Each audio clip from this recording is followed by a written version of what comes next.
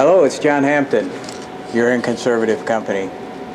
I'm on the road for this video. I'm in the city of Bakersfield, and today I'll be talking with Denice Gary-Pandol.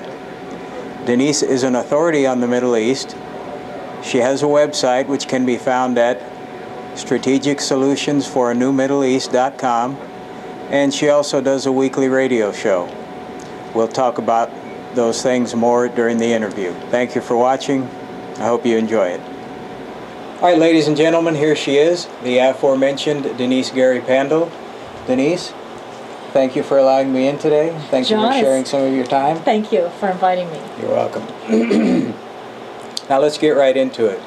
How did you first become interested in the Middle East? I have been interested in the Middle East since I was a child.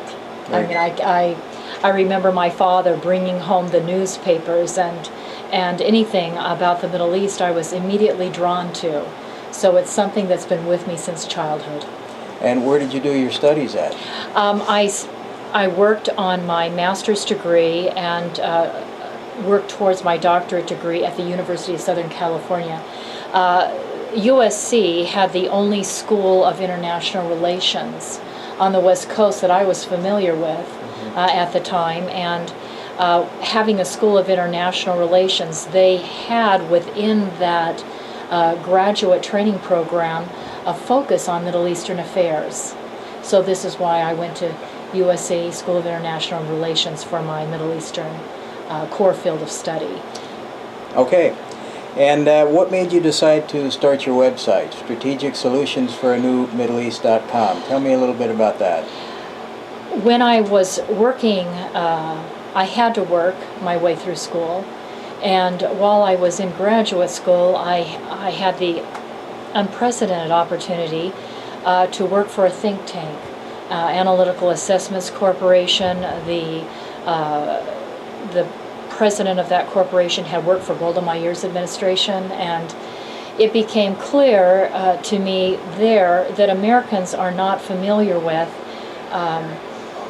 the importance of U.S. foreign policy in the Middle East to our everyday lives, and how terribly impacted we are by events in that region of the world.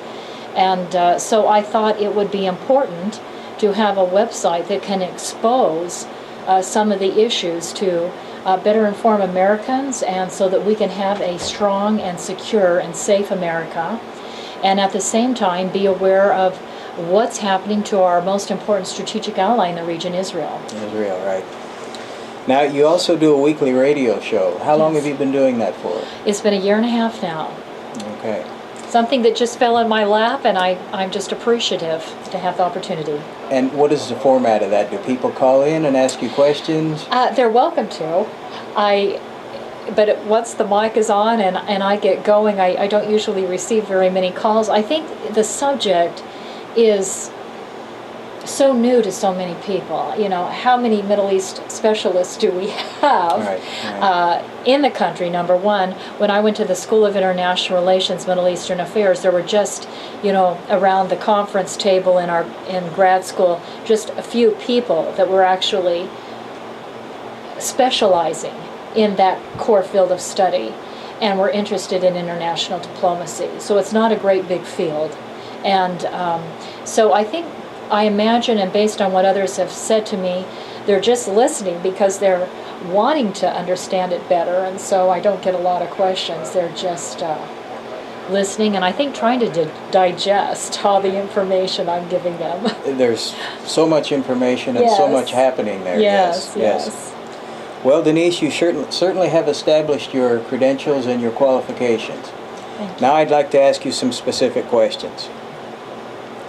In the aftermath of the attack on our consulate in Benghazi, which of course led to the death of the American ambassador and three others, excuse me, the Obama administration tried to tell us that this violence was a result of a YouTube film, an anti-Muslim YouTube film. Now, they have since backed off on those comments. In your opinion, was the result of this violence a YouTube film or or was it an act of aggression against the United States? John, this was a premeditated attack based on intelligence information that the State Department and the United States government had prior to 9/11. Was that Al-Qaeda in the Maghreb states include Morocco, Algeria, Tunisia, Egypt, and Libya, that these states had been experiencing an increase of Al-Qaeda growth and capability in North Africa. And we knew that, that the leadership of Al-Qaeda had actually been involved in calling for attacks on the United States prior to 9/11. And of course, it's just common sense to know that U.S. embassies and consulates throughout the Muslim Arab world need to be protected, particularly on 9/11, because the chatter that goes on among various terrorist groups is always a little bit louder and more frequent as we approach 9/11. So I don't understand why the cover-up and why this president and the State Department would suggest that this was about a video. Also, in light of the fact that all of these countries strictly control the media airwaves, they could have at any point pulled down the video. It didn't have to be left up. And I would have thought with one phone call from the president that President Mohammed Morsi, the leader of the country of Egypt, who is a Muslim Brotherhood individual who has ties to terrorism, that the Islamic leaders in Libya, who have also ties to terrorism, but also with a phone call from the president, could have removed this video. So I believe it's a cover-up. I think that Obama dropped the ball. I think that the State Department was informed, but there was a desire, and there's been a consistent desire by this administration to ban any information, any commentary, anything that would suggest that Islamic terrorism remains a threat to the United States of America. And so I think this president took a nonchalant attitude towards 9/11, and of course we paid with human life. And you know, when you think about the impeachments, the two previous impeachments in U.S. history, you know, consider the fact that none of them involved the death. I mean, I think of Richard Nixon, who resigned because of a break-in in the Democratic headquarters at Watergate. Here is a president who has avoided intelligence briefings on a daily basis. He's attended less than half of the intelligence briefings that he needed to be aware and know of what was going on in terms of threats to United States citizens and interests around the globe. He did not attend his intel briefing the day before 9/11. I think in light of that, we need to hold this administration accountable.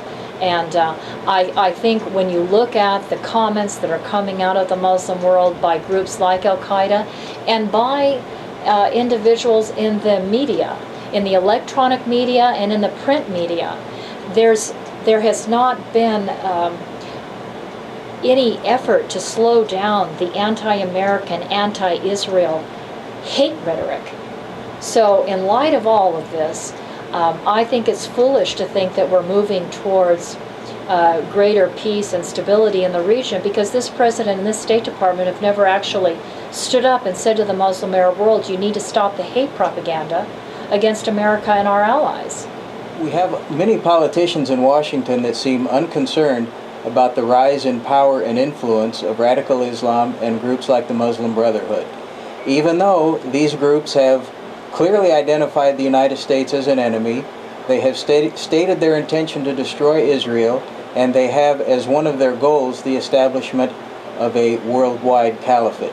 Why do you think we have so many politicians who seem unconcerned about these developments?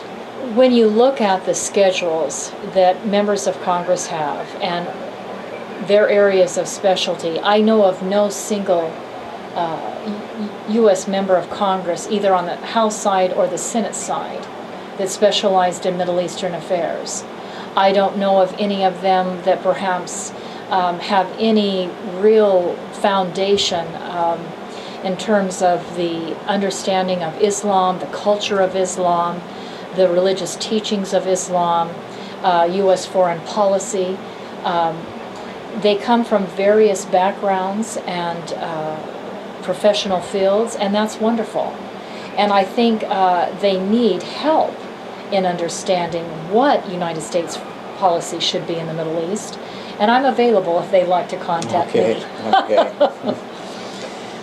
Another question, what do you think of the apology ad put together by President Obama and Secretary of State Clinton for airing in Pakistan? Now, this was an ad that cost United States taxpayers $70,000. What's your opinion on that?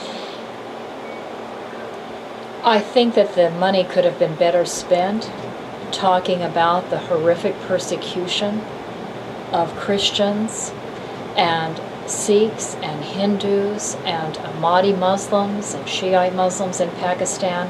The fact that there is no freedom of speech in that country and that people are being dispossessed of their homes, of the right to work, of the right to get an education, and to focus on a video made by a Coptic Christian whose family may have suffered untold abuse and torture and violence is ridiculous in my mind. The idea that the United States government would legitimize the protests in Pakistan sends the wrong message, not only to Pakistan, but to every other Muslim country.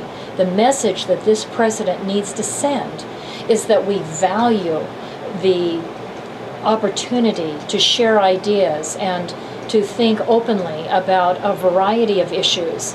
And really, this ad needed to be an ad about encouraging Muslims, the Sunni Muslim majority in Pakistan, to reach out to Christians and other minority groups and extend peace and friendship.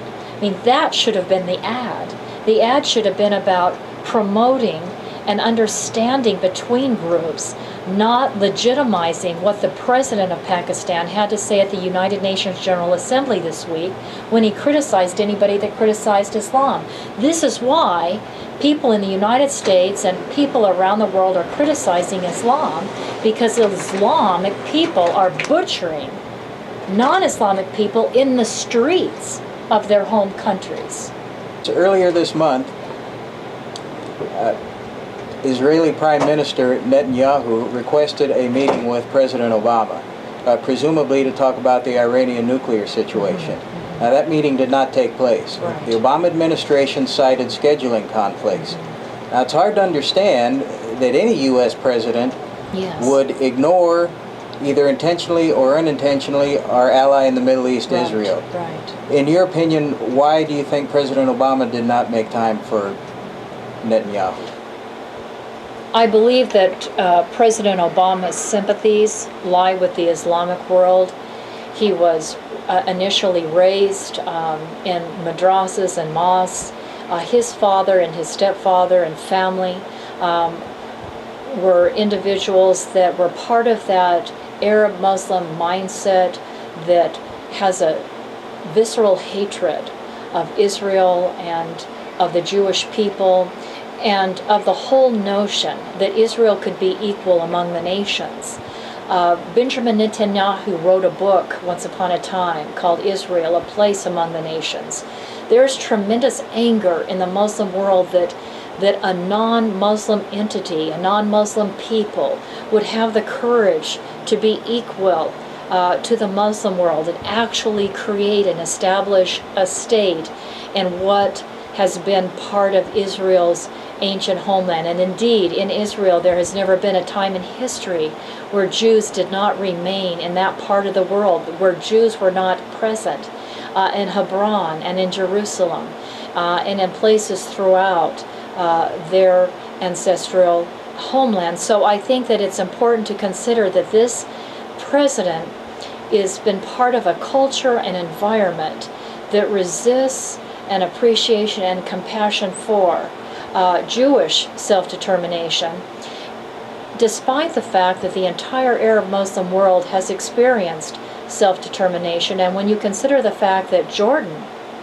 was created out of the Palestine Mandate, and that those Palestinian Jews and Arabs separated because the Hashemite king of Jordan said that there cannot be a single Jew in the Palestinian state called Jordan, in which over 75% of that Palestine Mandate became another Muslim Arab state.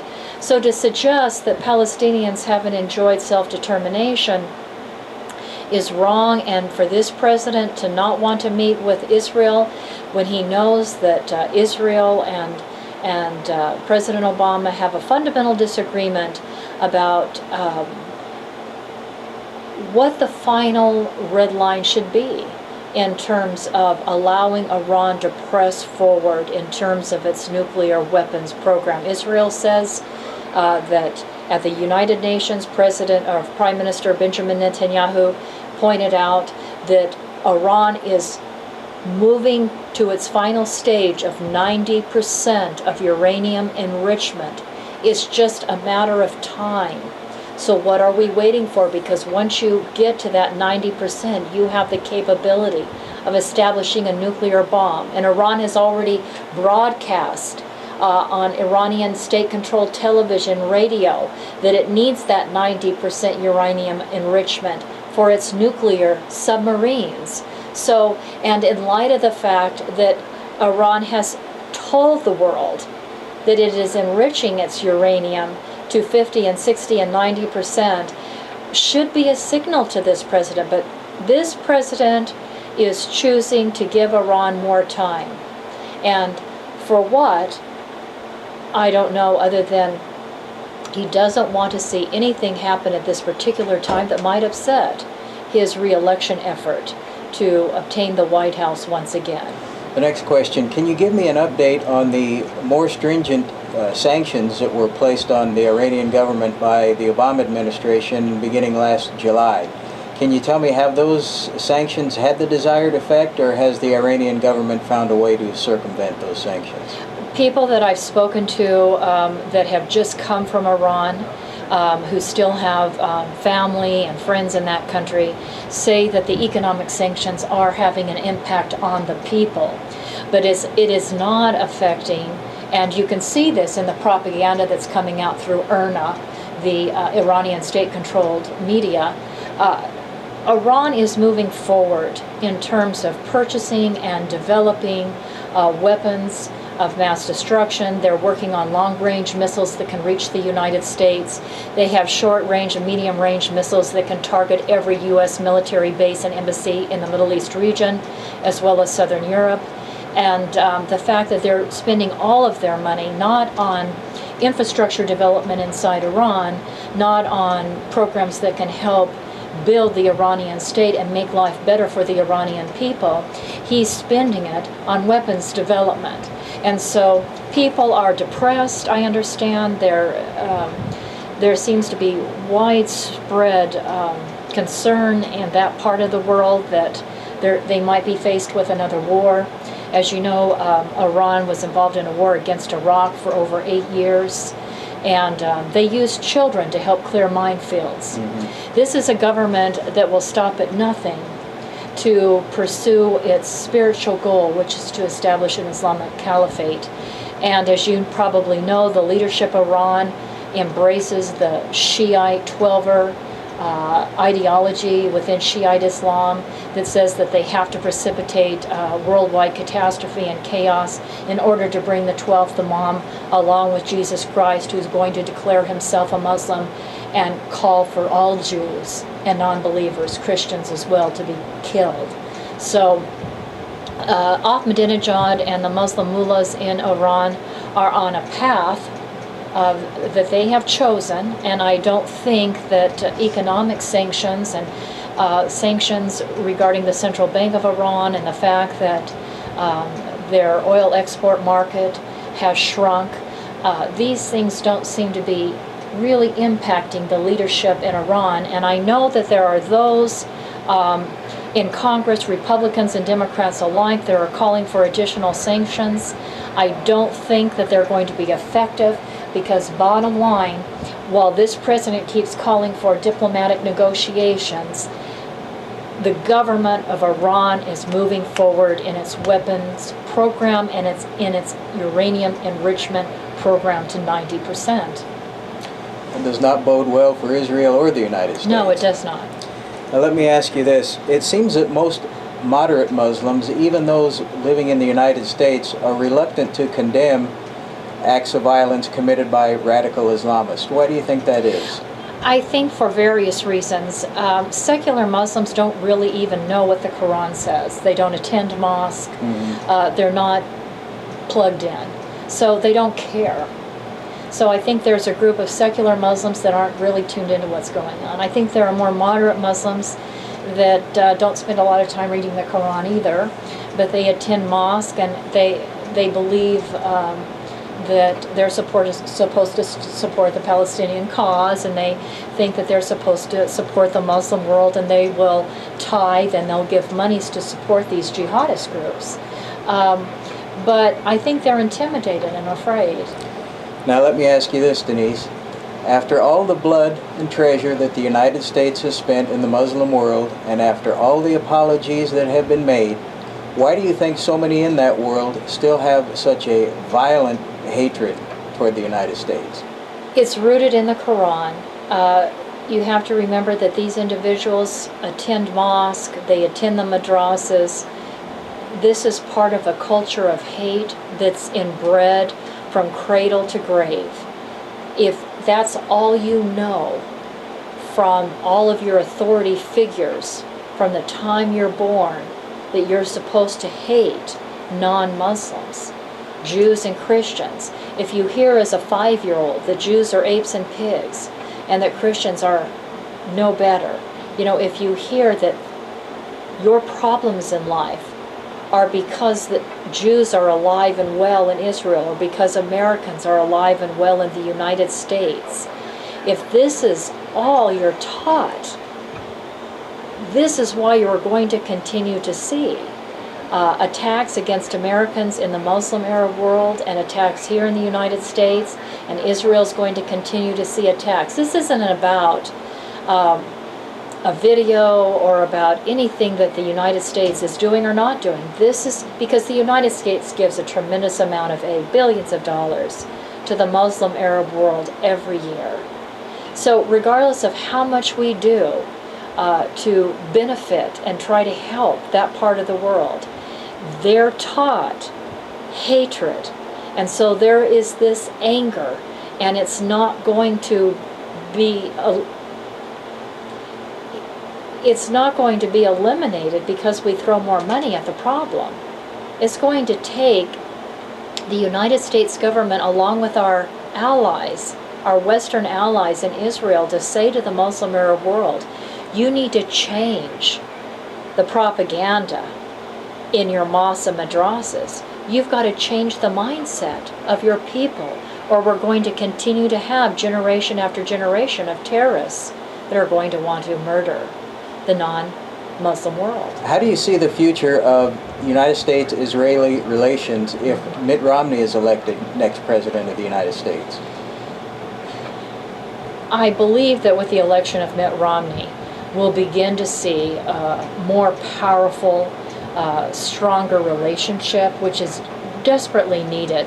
The Israeli government, through their various offices and through the Mossad and the Shin Bet, they provide us a tremendous amount of information and opportunity for our own national security interests here in the United States and abroad.